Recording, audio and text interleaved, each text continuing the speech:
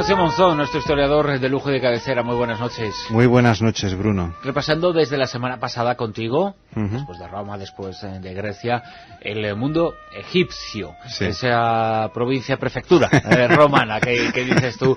Pero lo cierto es que hay muchas cosas fascinantes, sí. Esta civilización y esta cultura. Por cierto, me has llamado Don, y Don viene del latín Dominus. Ajá. ¿Vale? O sea bueno. que todo, como te digo, todo lleva. Todo llega desde ahí, ¿no? Los faraones han sido una figura misteriosa, enigmática, fascinante. Yo creo que no tendríamos adjetivos suficientes para calificarlos.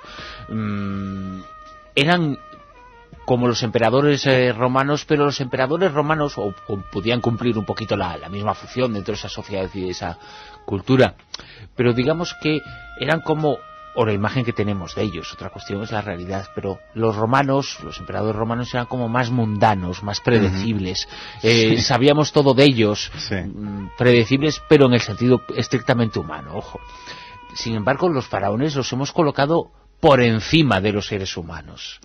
Claro. Parece que no los consideramos casi seres humanos, aunque a los emperadores sí lo hacemos, ¿no? Es que probablemente esa era la idea.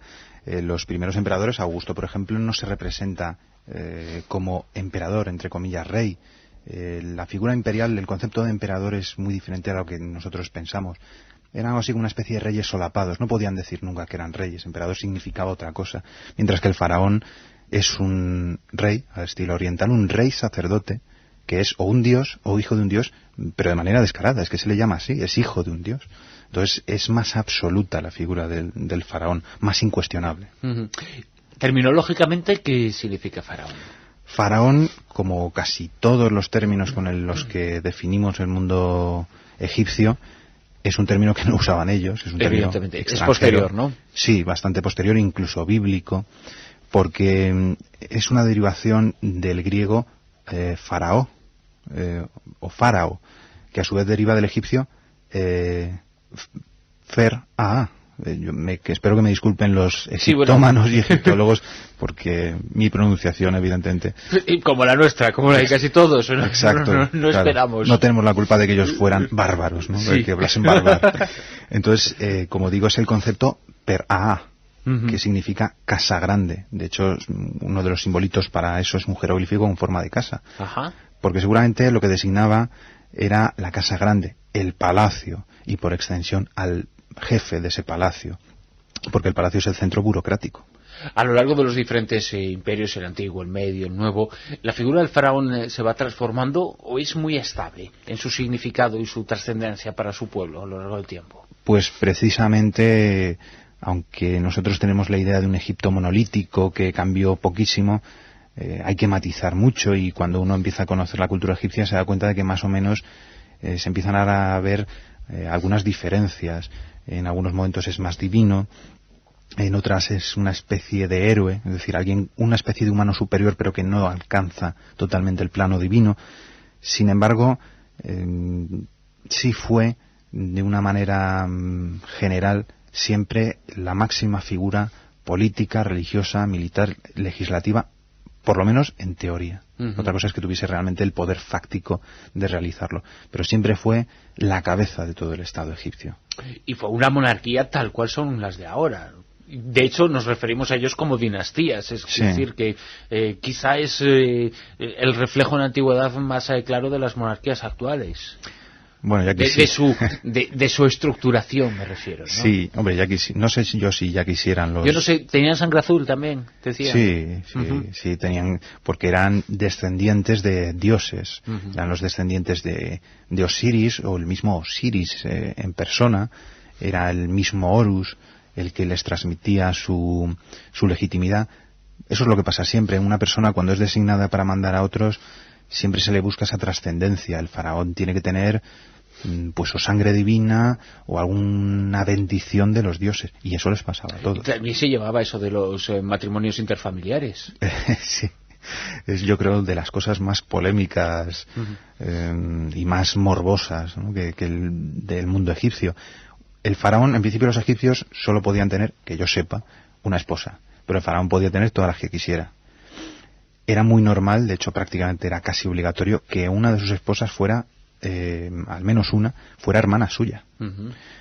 que no implicaba necesariamente relaciones sexuales, pero que tampoco lo prohibía. Tendrían que salir los hijos después, claro. Sí, pero es que ellos podían tener esposas de diferentes rangos. Entonces, simplemente con tener una esposa hermana, es decir, una Isis, porque el faraón era un Osiris, y es Isis la que transmite esa legitimidad, pues digamos ya todo estaba cumplido. Es verdad que Ramsés II se comenta que tuvo hijos con varias de sus hermanas, incluso con varias de sus hijas. Pero bueno, no necesariamente era algo, entre comillas, obligatorio, pero es verdad que se prestó a muchos mitos. Tenían y representaban el poder político y el poder religioso. De esas dos figuras, ¿cuál era la que predominaba en la del faraón? Pues la verdad es que las dos estaban íntimamente relacionadas, porque toda ley, todo decreto, toda orden, realmente se tenía que obedecer porque era un mandato superior. A partir, yo creo que es de la cuarta, quinta dinastía, los faraones tenían el título de hijos de Ra. Eso se pueden ver perfectamente en los cartuchos. Bueno, que se ve un simbolito y un escarabajo. Realmente significa re hijo de. Pero claro, es que ellos eran seres especiales, o bien dioses, o bien semidioses, pero todo estaba íntimamente unido. Lo militar también estaba unido a eso. Eran aspectos o algo así de una misma esencia. Tenemos la imagen de los faraones, aquellos que mandaron construir, aunque haya mucha discusión al respecto, yo no sé tú, bueno, es una pregunta que hay que hacer a todos los historiadores. ¿Las pirámides eran tumbas para ellos o no? Sí, vamos, que yo sepa, sí, porque entre otras cosas... Pero no están ahí. Claro, pero porque lo que estamos viendo realmente son los restos de esas tumbas. Esas tumbas son tan descaradas que evidentemente fueron expoliadas pues en cuanto alguien se distrajo. Eran complejos. Uno iba por el Nilo y lo primero que veía era una especie de puertos especiales que eran templos. Esos templos llevaban una calzada que a su vez llevaba a la pirámide. Era un complejo templario y suntuario, porque esas tumbas tenían que simbolizar el poder, pero eran tumbas de seres que eran como dioses. Y además era la causa que más tiempo les llevaba a lo largo de su vida, porque estaban décadas mandando a sus hombres, evidentemente no ellos, pero mandando a sus hombres a hacer eso para el último viaje. Sí. Como el faraón era algo así como el máximo representante del Estado, la gente, aparte de pagarle unos impuestos, los hombres libres de Egipto, que eran la inmensa mayoría, tenían muy pocos esclavos los egipcios, tenían que dar una especie de prestación social unos determinados días al año. Entonces los mismos constructores de las pirámides eran los egipcios, eran el mismo pueblo. Se iban relevando en turnos de 10.000, 20.000, los que fueran. Pero eran trabajadores asalariados, no esclavos, no los que hacían las pirámides, para entendernos un poquito por esto que nos dices. No, eran trabajadores libres, pero asalariados no. Se les mantenía, es verdad. El faraón tenía que manumitirlos, se les tenía que dar de comer y un sitio para dormir. Cerca de los grandes, de las tumbas o de las pirámides de Giza, por ejemplo, los de Abusir y tal, hay una especie de campamentos de trabajadores. Entonces conocemos que tenía una gran contabilidad porque le costaba mucho dinero solamente mantener a sus trabajadores, pero asalariados ya les gustaría. Y esa figura religiosa también supongo que representaba que de cara a su pueblo lo que él decía o lo que el faraón interpretaba como correcto, como válido, los mensajes que había que transmitir eran los de la misma divinidad. Claro.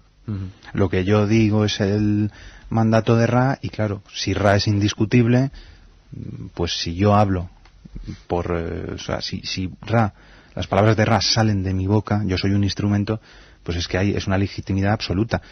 En el cristianismo se pasaba lo mismo. El Papa dice que él no dice nada, él está inspirado, ¿no? Entonces, ¿quién es uno para discutir con la divinidad? Desde luego. Entonces es una trampa genial. Ignacio Monzón, seguimos hablando a partir de la semana que viene, una vez más de Egipto. Hemos hecho las primeras pinceladas en estos dos primeros capítulos. Nos quedan otras muchas para seguir dibujando a esta fantástica civilización del Nilo. Mitos, leyendas, realidad, ficción. Bueno, iremos aclarando muchos conceptos, porque quizá, yo no sé, ¿qué piensas? De Roma y de Grecia hay menos discusión. Sobre Egipto hay como, bueno, pues más polvareda, ¿no? Claro, pero porque es una civilización mucho más alejada de nosotros y su pensamiento cosmogónico es muy diferente. Pues vamos a intentar aclarar conceptos contigo en el futuro. Gracias. Gracias, Bruno, gracias a ti.